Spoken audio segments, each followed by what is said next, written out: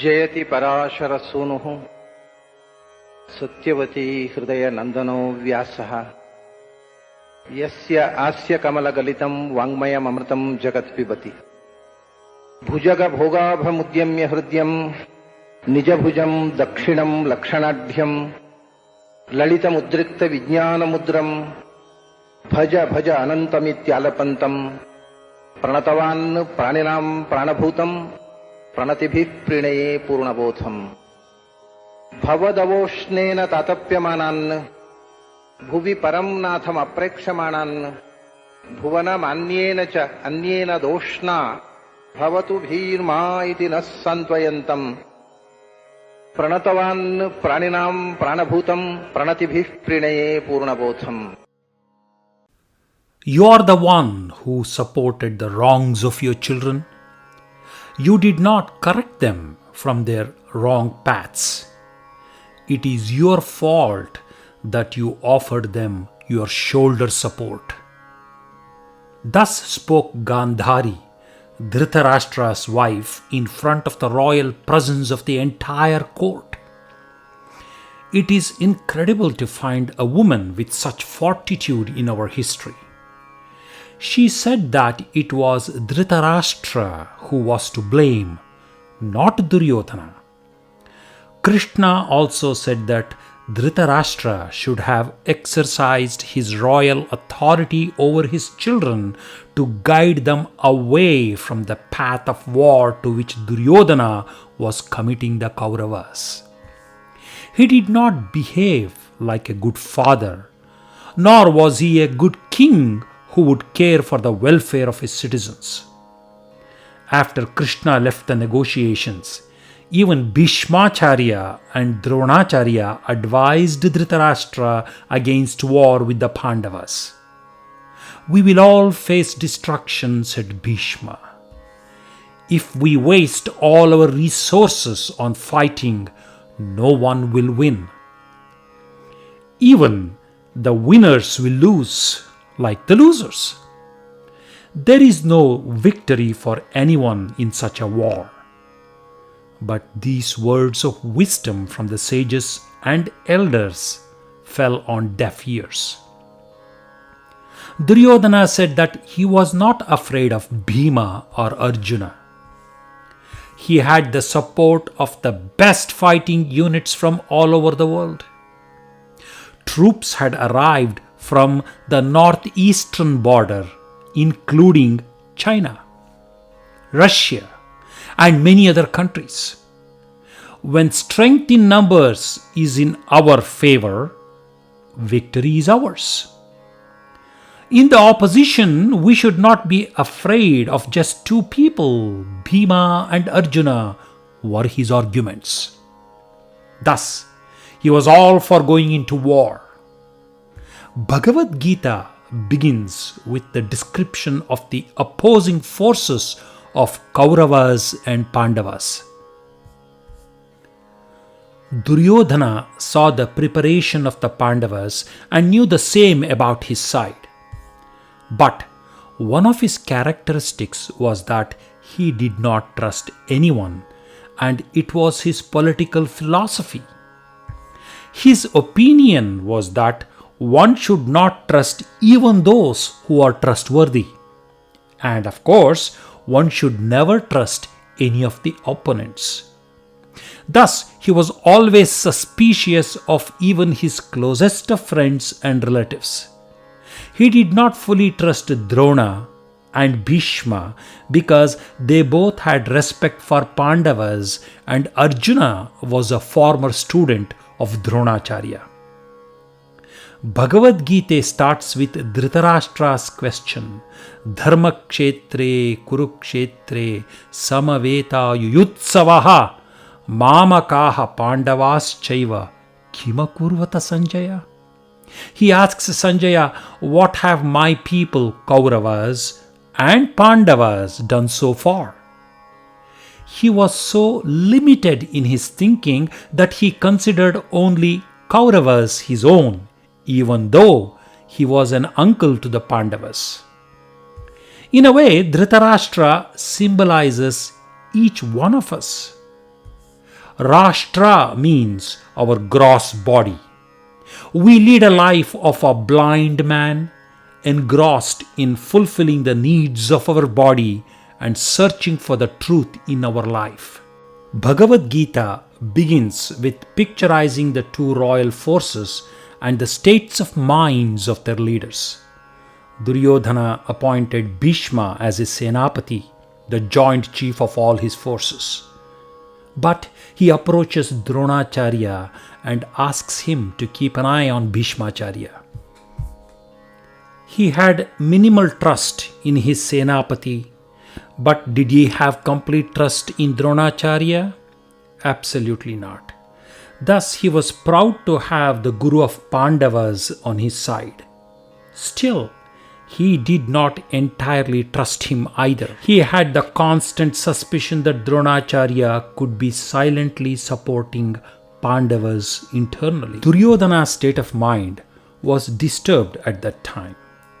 Although he confidently predicted victory for his forces before the war started, based on his strength in numbers, he forever doubted the leadership of his troops.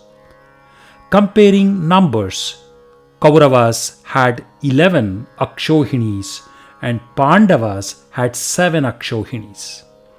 But in naming the opposition leaders, Duryodhana calls 11 leaders on the Pandava side and only 7 in his forces. Duryodhana had learned the art of war using the mace from Balarama, the brother of Krishna. He was hoping that Balarama would send the entire Yadava army to fight for the Kauravas. But Balarama was not the one to oppose Krishna and did not want to take on Duryodhana on the opposite side either. So he told Duryodhana that he would not fight this war and would go on a pilgrimage. Thus, Duryodhana did not have the support of Yadavas in the Kurukshetra war. Only Kritavarma came to Kauravas' side. It was out of a feeling of jealousy since he could not marry Satyabhama, who ended up marrying Krishna. Yuyudhana, also known as Satyaki, went to support the Pandavas. The second leader of the Pandavas Duryodhana mentioned was Virata. When Kichaka died, he went to support Krishna and the Pandavas. Then he cites Drupada, who was the father of Draupadi. If Draupadi was not married to Pandavas, Drupada would have supported Kauravas because he supported Jarasandha. Virata also would have supported Kauravas if Kichaka was alive. Then he cites Drishtaketu, son of Shishupala. Kashi Raja was the father-in-law of Bhima as well as Duryodhana. Since Krishna killed Shishupala, Drishtaketu sided with the Pandavas. A bitter pill for Duryodhana to swallow. Then there was Kunti Bhoja and the king of Shibi, who also should have supported Kauravas but went to the Pandavas' side. Then Duryodhana lists 11 leaders who he thought should have supported him but went to support Pandavas. They were Yuyudhana, Virata, Drupada, Drishtaketu, Chekitana, Kashiraja, Kunti Bhoja, Purujit, Shaibhya, Yudamanyu, Uttamauja. In addition to these 11 leaders, Duryodhana cites the 5 sons of the Pandavas born to Draupadi and Subhadra's son Abhimanyu, bringing the total to 17. He also mentions Drishtadyumna, the commander-in-chief for Pandavas, who was also a student of Dronacharya. Thus, he identifies 18 leaders among Pandavas. 18 is a number signifying victory, so indirectly, Duryodhana already had some inkling of his impending defeat. When he mentions his leaders, he names only 7. Bhavan, which is Dronacharya, Bhisma, Karna, Kripacharya, Ashwathama, Vikarna, and Somadatti. The story of Bhishma is an interesting one. Bhishma was a supporter of Kauravas, but he had a love for Pandavas too.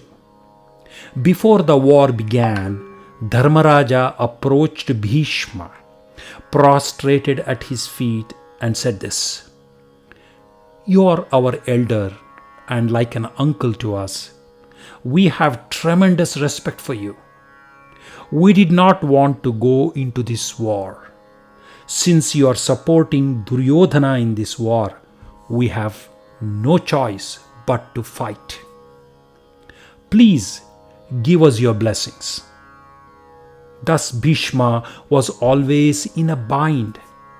Even though he was the Senapati, chief of all armies of Kauravas, he would pray for the good of Pandavas every day. Then the story of Karna. Even though he was on the Kauravas side, Bhishma did not count him as a warrior. When confronted by Karna for an explanation, Bhishma replied, "I do not consider you a warrior since you have cheated about your birth and learned your art in archery from Parashurama in a cowardly fashion. You are carrying a curse from Parashurama that you would forget your skills in the most critical time when you will need them. How can I consider you as a warrior?" Angered by such a response, Karna swore that he would not fight for the Kauravas until Bhishma was alive. Thus, even the support that Duryodhana had included a big weakness.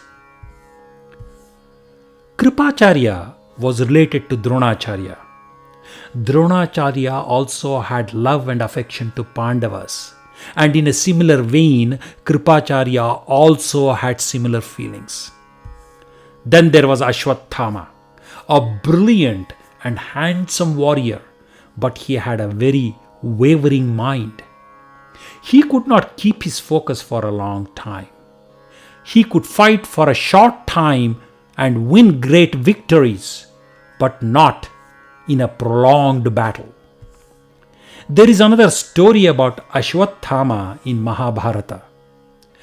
Due to his wavering and unfocused nature, he was thrown out of his home by his father. He dared to approach Krishna to ask for his Sudarshana Chakra in exchange for his Brahmastra, which he had learned from his father. This was to finish him off and destroy any army. But Krishna told him that he had no need for Brahmastra and he would not give the Sudarshana Chakra to anyone of his own volition. But Ashwathama was free to take it if he could lift it. Ashwathama tried lifting it but did not have the strength for it. So he left in despair. There was one brother out of his 99 brothers who Duryodhana mentions. His name is Vikarna. He named him because he was suspicious of his support. Vikarna was the only brother who opposed Duryodhana when Dushasana tried to molest Draupadi in the presence of the royal court. Another leader who gets named is Somadatti, the prominent son of Somadatta. He was also related to Bhishma and had more leanings for him. Duryodhana feels his diminished strength despite having 11 Akshohinis compared to the 7 on the side of the Pandavas. Duryodhana harbored feelings that his massive army was incapable of winning the fight against the less potent Pandavas, mainly due to his commander's lack of total trust. He felt that all the supporters he had were there to die for him. He did not think that they were there to win the war for him. He felt somewhat estranged from his army, but was envious of the military supporting the Pandavas despite their lesser numbers. These shlokas beautifully describe the state of mind of Duryodhana and at the time of the beginning of the war, using carefully chosen words. Every leader mentioned by Duryodhana has a history behind that nomination. There is plenty of feeling of revenge that gets factored in when the leaders choose sides. The number of leaders mentioned also has significance. It is incredible to unravel the secrets of such an astonishing epic, the Mahabharata.